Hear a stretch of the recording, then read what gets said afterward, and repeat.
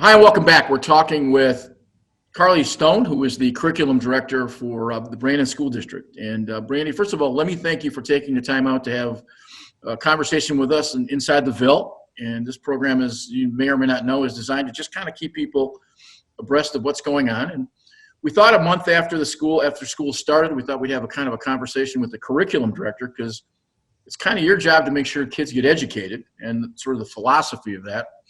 And I'm going to start with the easiest question of all. You've been here since August 5th, and I guess what has it been like having come in August, knowing the school is going to start in September? And 8 weeks ago, that was a pretty tough position, I would think. For sure. Well, first and foremost, thank you very much for having me. I really appreciate you taking the time. It's been busy, right? It's been busy. It's been a whirlwind coming in here to a new district, for sure. But I have to say it's busy everywhere right now. Everywhere in education is extremely busy. We're working hard to reinvent who we are and what we do so that we can service our kids. And Brandon is no exception. So coming in here, it's only been a few weeks, but it's been absolutely incredible. The dedication of the teachers, the administrators, and the community is remarkable. And I feel just so honored and so thankful to be a part of it. So it's busy, but it's feeling really good. I kind of want to start at the first point we go back to March. I've mentioned in a couple of interviews, I don't think there's been an industry that's had to turn on a dime as much as education has. You're asking people to teach in a classroom, and all of a sudden now we're teaching with really different parameters of communication as well as the actual subject matter. And we've had virtual school, certainly, but not to the level where everybody goes home. And I add to this that 24% of teachers were thought of as doing their jobs before the pandemic, and now somewhere close to 60% are thought of as maybe doing a pretty good job. So I guess my question is a twofold question. Number one, that's true, I think, in terms of the way people now think of education. But what's been sort of the linchpin from the classroom to the virtual classroom, and maybe talk a little bit about that so parents get an idea of what they should expect. So I think it's important to say that, in March, I think anybody in our profession wouldn't say that was teaching as they would want it or like it to be. Many have defined it as crisis teaching. We were just trying to, get through the end of the school year. Where now, since that time, we've worked really hard, all districts, to redefine what school looks like in that virtual setting. I think for us, starting the school year, our biggest priority moving into that virtual world for those that are continuing to stay virtual is building those relationships with their teachers and the staff members. That's what we do in person. That's the first thing we do when kids come in. It's routines, procedures, getting to know each other, knowing what they like, don't like, learning styles, etc. And so that doesn't go away if you're remote or if you're in person. It just looks different. Right. And so we've spent some time, with our Brandon Learn From Home staff, really thinking about and discussing in what ways can we still do that when there is so much distance between us and the student and they're all isolated in their own homes. And that's been a very conscious effort on our teachers' part to build those classroom communities, because once communities are in place, then the learning can happen. So I've been really proud of what the teachers have put together so far. It's been really remarkable to watch. And so that's been like our biggest linchpin, because in March, when we made that transition, the teachers had those relationships. They already knew the students. They knew what they liked. They knew how long they liked to sit still. They knew when it was time for a wiggle break, or, and so it's taken us some time the first few weeks of school just to get to know each other. And so now we're getting ready to move into, and it's not that wasn't a priority from day one, but really knowing each other was important. Now we're getting into where do we need to spend some time on, what do we know? What should we know up to this point, and then what are we going to do to keep moving forward? Is there anything that surprised you good or bad, is there anything that surprised you that sort of popped up during this transition? You go, oh my, I didn't think about that process before this started. Anything like that? Oh gosh, I'm not sure. I think Let me ask you let me ask you a better question. Sure, sure. I know from one example, I know a lot of teachers. I coach at the high school and the college level, and teachers, I don't want to say they're complaining, but they certainly have extended their hours. And I don't know that that's really known at home. And the only reason being is that they have to have so many interactions with kids and their time in a classroom situation where in an office they could walk in and have that conversation. Now you've got to almost go online like you're putting a doctor's appointment in, and everybody has a different level of learning. And I've been told, most of the teachers I know have said basically that 20 to 25% a week more time and actually doing the job. I think, I'm sorry. I was just going to say, I don't think a teacher will ever tell you they have enough time in their day, regardless if we were remote or not. Okay. They're always working, they're grading papers late at night, they're lesson planning on the weekends. But I think the key word there is just being intentional with your time with kids, and just remembering how important that partnership is with families and parents, communication. That's been huge for us because, as you said before, parents' appreciation for teachers has grown through this pandemic because they didn't necessarily realize all the things they were managing times 20, 25 kids in a class when they're working with one or two at home. And so I think for teachers, it's just helping build those partnerships with families and communicate often and very concisely so that everyone's on the same page and we can keep moving forward. Does curriculum change from virtual to, or in this case, from classroom to virtual, or is it the same information? So here in Brandon, our own Brandon teachers are teaching our virtual programs. So they were in-class teachers here in Brandon, maybe a fourth grade teacher here at Harvey, and now they're teaching fourth grade online. All of our teachers are using the Brandon curriculum, regardless of setting. And the purpose of that is whenever a student comes back to us next year, next semester, whatever that looks like, they're all still on the same page and they're all moving forward as a whole group. So in terms of curriculum itself, our standards have not changed. What the state expects us to teach does not change. However, the tools we may use to do that may look different, where a teacher might do a demonstration in a classroom for a science experiment and students might be watching an animated video or something like that. So the tools we're using varies, however, the content itself is the same. Is there any evidence of you can learn quicker in a classroom with direct touching to the teacher and direct conversations versus the virtual classroom? I know that's a wide question, but has anybody done studies as to what is more conducive? I would think that being in a classroom makes more sense. I get that, but in a pandemic, that's not possible. You know what?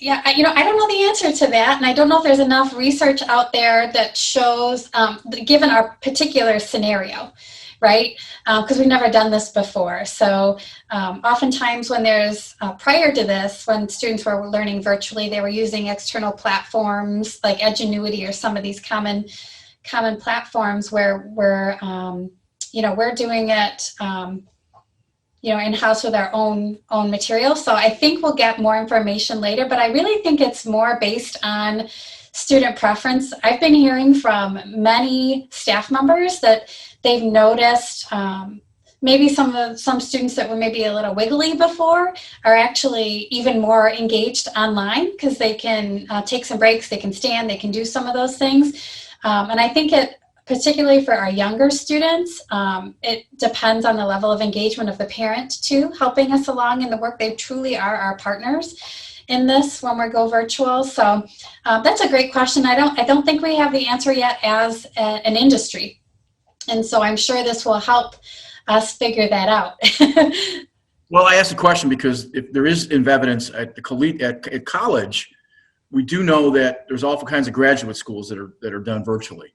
And to some extent, I have a 31-year-old son living at home who's going through graduate school at the moment.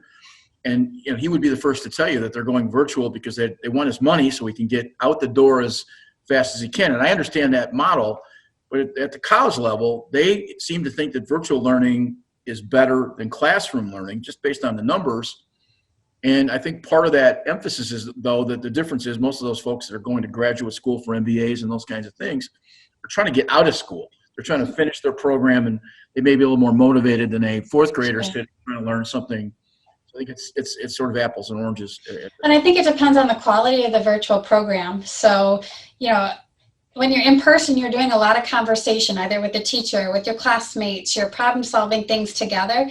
If your virtual environment is still providing that, then there's a very high likelihood it's still a very rich academic environment, where if you're, you know, self-paced individual with no interaction with other folks, then that might not be the case. So I know that we're working really hard to provide that rich environment virtually. A lot of tools our teachers are using to ensure that students are engaged with one another and our teachers through their learning. So I think it's going to be interesting for sure when this is all done, where our students go.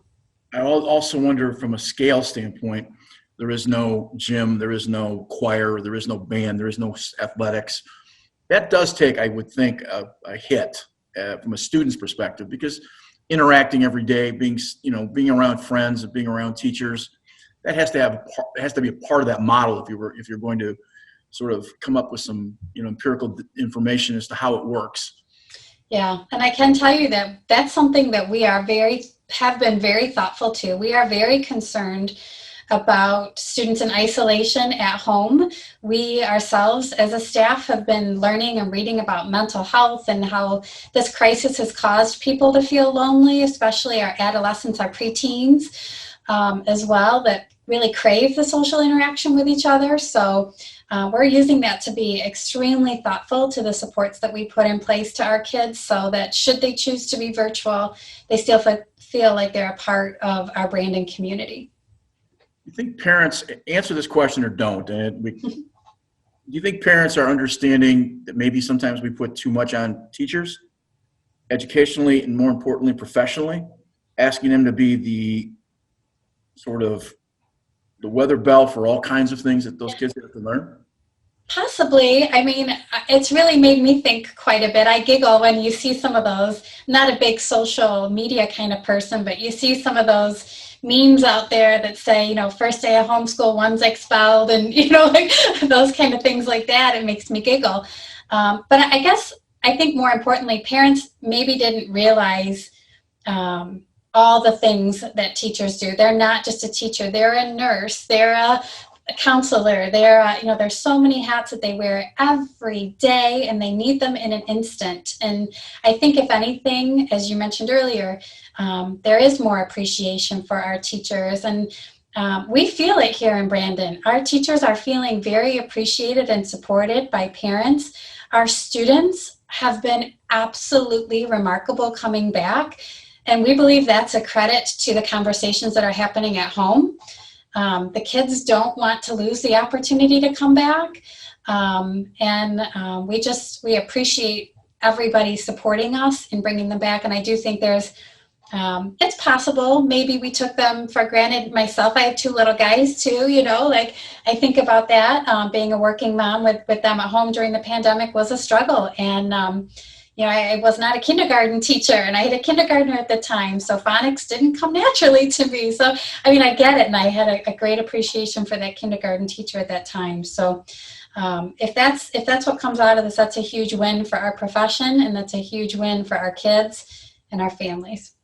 I think we're going to learn a lot through this pandemic by the virtual use of even something as simple as Zoom. The technology and the kinds of things that we will eventually take advantage of. I know from talking with Doc Outlaw, who's the school district superintendent, you know, he obviously wanted to make sure that they return to the classroom, but that also comes with a safety component to make sure that everybody's, you know, on the same page. If I'm a parent at home, maybe walk me through, maybe I'm not tech savvy, maybe I don't quite get all of these kinds of things. So I'm now sitting and I'm having a conversation with you.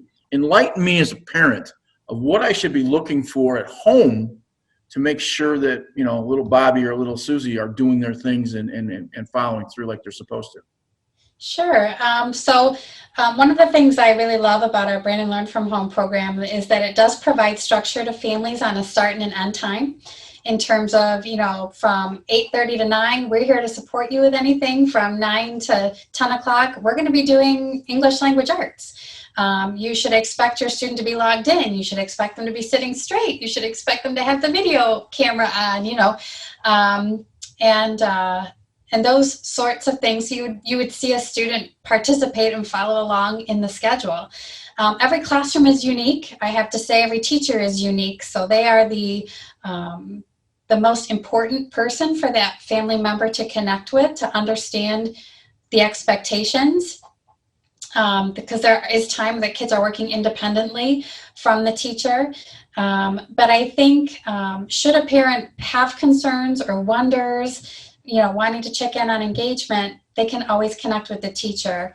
We're pretty lucky coming here to Brandon. I noticed that our conferences are happening. Our parent-teacher conferences are happening just in a couple of weeks. The week of October 12th is when we get going for conferences. And that's exciting to me because that's only a few weeks into the school year. So if we do have any behaviors that kids are maybe not, fully engaged, we've got time to get them engaged before it gets too long down the school year. So again, I think for me, obviously being engaged and following the schedule, but really connecting with that teacher and ensuring, and there's communication. I know they send weekly communication home all the time, just keeping up on all of that as best you can without getting flooded with emails, but they're trying to keep it concise so that you can stay on top and stay on track. I think it's a parent's responsibility to make sure they check their child's browser history to make sure that the things are, if some of them are checking it for other things, just to make sure that they're following some basic rules and not wandering into places they shouldn't be. Sure. And if they're using a district device, we have filters on those that limit where kids can go and what they can do. So that should be a relief to them as well. But absolutely, you got to keep an eye on them. They're kids. Remember when we were kids, all the stuff we used to get up to? I mean, you do. You got to keep an eye on them. I could tell you I walk both ways to school in my bare feet uphill. But the problem with that story that was told to me by my grandparents is you can't walk both ways uphill and get home. At some point, down a hill if you walk up it. But that's just a geography thing. That said, my point to the question was that you can check browser history also to making sure they're doing their work. Absolutely. And I think that's something that the aspect is, I think those who check a lot of homework were those same parents as a small percentage of the ones that sort of let it slide. And that's just, I say that as a coach who will try to collect paperwork for, concussion paperwork. It should be all in the first day. And sometimes it takes me 2 weeks because sometimes parents aren't always on top of things. So and for the families that, are used to being face-to-face and they use MyStar, right? The parent portal to get in, all that's still true for our virtual students. Our teachers are using it in the same way. So they're absolutely able to monitor work turning in, completed assignments and such as well. So this is a speculation question, but we know that it's working fairly well. Do you think when we go back to regular classroom activity, do you think we'll use the internet more than we did prior to the pandemic, knowing that it is a good tool? I think so, yes. I think this pandemic will forever change how we educate our children. In what ways long term, I'm not 100% sure, but our kids are, they adapt much more quickly than we do as adults, and they can do things with these computer tools that really enhances the education environment. And so those are things that I think we're going to see stay long term. I think we're going to see kids collaborate outside of school via devices for academic purposes a lot more. There's some really neat stuff out there that's constantly evolving and developing. I feel like every week we get something new. But I absolutely do. I do think we will be using technology more than we did previously, not just in school, but I think as a society in general. I don't think we're going to see the business travelers as much as we did at one point when they can, Zoom from their office instead. I just think we're going to be much more reliant on the technology as a society in general. I think of the kind of technology you have. All of a sudden, you have two seniors who've decided that they want to work in the diplomatic corps. And I'm just using this as a hypothetical. And they want to take Russian. Well, they can literally come back to you and say, listen, we want to take Russian, and you might, with the virtual world, be able to point them in the right direction. Mm-hmm. That's part of that platform that I think sometimes gets lost, and all of the subjects, we always talk about teaching our kids reading, writing, and arithmetic. Well, the world is Sure. more than just being able to, yes, 1-on-1 has to be 2, but the reality to it is that there's a lot more to that model, and there's certainly a lot more to that landscape Yeah. that we reach out to, and I think that's. Yeah, and I think that's particularly exciting for our older students, right? As they start to develop those pathways where they start to determine, what they want to do as a career, they can really find those avenues and those courses available to them that meet their needs and really pique their interests. Do you have a general sense as to who learns easier, middle schools, elementary, or high school students? Have you guys had those kind of conversations within the staff? We have not yet. No, not yet. I can tell you we're very pleased with the level of engagement with all of our students. We monitor it very closely. It's very important to us that our kids are making progress and they're participating, and we're really impressed with the amount of students that are participating and how well they are. So regardless of grade level, which is great. So it's going to take us a little more time, I think, to get an answer to that one. But as of today, starting our 4th week of school, we're very pleased. Last question, and again, I'm not sure. What's is there a next big thing coming down the pipe, either virtually or classroom-wise? Is education sort of on the same model that we're kind of tweaking as we go, or do you see as a curriculum director, one of your jobs, I would think, is to think about 5 years from now and 10 years from now about where that model is going to head? And I'm just wondering if there's anything that's on the horizon that you could give us a peek at.